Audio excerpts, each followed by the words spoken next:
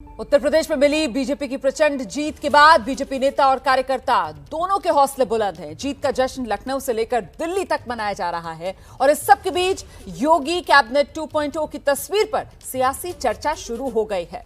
CM योगी कल दिल्ली पहुंच गए थे, 2 दिन के दिल्ली दौरे पर हैं। लगातार मुलाकात और मैराथन बैठक इस दौरान चल रही है। पीएम मोदी, उपराष्ट्रपति वेंकैया नायडू, संगठन मंत्री सुनील बंसल, राजनाथ सिंह, गृहमंत्री अमित शाह, यूपी बीजेपी के चुनाव प्रभारी केंद्रीय मंत्री धर्मेंद्र प्रधान, अनुराग ठाकुर, नितिन गडकरी समेत तमाम बड़े नेताओं से योगी आदित्यनाथ की मुलाकात की ये तस्वीरें इन 2 दिनों की आपके सामने। बीजेपी ने इन मुलाकातों को शिष्टाचार भेंट का नाम दिया है, लेकिन अंदर खाने की खबर है कि दरअसल ये जो बैठकें हैं, योगी के मंत्रिमंडल के चेहरों पर भी इस दौरान लगातार चर्चा हो रही है। और इसके अलावा जीत के बाद यूपी में बीजेपी की 2024 के लोकसभा चुनाव के लिए क्या रणनीति रहेगी, इस पर भी चर्चा अभी से शुरू हो गई है। तो विधानसभा चुनाव जीतकर आए विधायकों के लखनऊ में रहने का इंतजाम भी किया जा रहा है, जिसके लिए एक कंट्रोल रूम बना दिया गया है, क्योंकि हारे विधायकों के सरकारी आवास खाली करने में अभी कुछ वक्त है। इसीलिए जीते हुए नए विधायकों के लिए इंतजाम क्या कुछ किए गए हैं, आपको दिखाते हैं लखनऊ से हमारे सहयोगी संजय त्रिपाठी की ये खास रिपोर्ट। 2022 का विधानसभा चुनाव जीतकर लखनऊ आने वाले विधायकों के लिए दारुल-शफ़ा में खास इंतजाम किए गए हैं। रेड कारपेट बिछा हुआ है और विधायक जो भीतर आ रहे हैं उनके लिए बाकायदे कंट्रोल रूम की व्यवस्था की गई है। ये कंट्रोल रूम को बनाने का मकसद ये है कि जो भी विधायक यहाँ आएँ उनको जो सरकारी आवास दिए जाने की व्यवस्था है, वो आवास किस तरह से दिया जाएगा, और अगर फिलहाल आवास उपलब्ध नहीं है तो फिर उनके रुकने का क्या इंतज़ाम है। क्या नाम है आपका?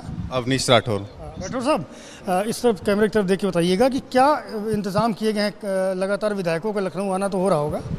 जो माननीय विधायक, नवनिर्वाचित माननीय विधायक हैं, उनके लिए अस्थायी रूप से हमने यहाँ पे गेस्ट हाउस की सुविधा उपलब्ध कराई है, जिससे कि चूँकि जो पुरानी माननीय विधायक हैं उनको 15 दिन का ग्रेस पीरियड दिया जाता है, तो उनको 15 दिन के अंदर हम लोग कुछ कहते नहीं हैं। उसके ग्रेस पीरियड के बाद जो नवनिर्वाचित माननीय विधायक आते हैं उनको यहाँ पे आवास संबंधी जो भी सूचना होती है उनको दी जाती है कि आपका किस मकान में आपका मकान आवंटित हुआ है। अच्छा, कितने विधायक आवास हैं? जैसे एक दारुल-शफ़ा एक हो गया, तो ऐसे कितने विधायक आवास पूरे लखनऊ में?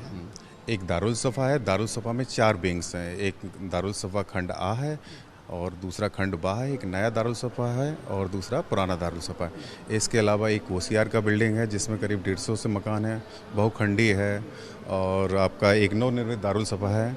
उसके अलावा एक डाली बाग में है। इस तरह से काफ़ी हमारे 400-500 के करीब हमारे रूम हैं आरक्षित है, जिससे माननीय विधायकों में कोई दिक्कत नहीं होगी। फिलहाल चूँकि 15 दिन का ग्रेस पीरियड दिया जाता है, जो हारे हुए विधायक हैं उनको जो आवंटित आवास हैं उनमें 15 दिन का मौका दिया जाता है कि वो अपना आवास खाली कर दें और उसके बाद आवास आवंटन की प्रक्रिया शुरू की जाती है। लेकिन इसके पहले जो लखनऊ आने वाले विधायक हैं उनको रुकने के लिए जो सरकारी गेस्ट हाउसेज हैं उनमें व्यवस्था की जा रही है। कैमरामैन फैसल के साथ संजय त्रिपाठी, ABP न्यूज़, लखनऊ।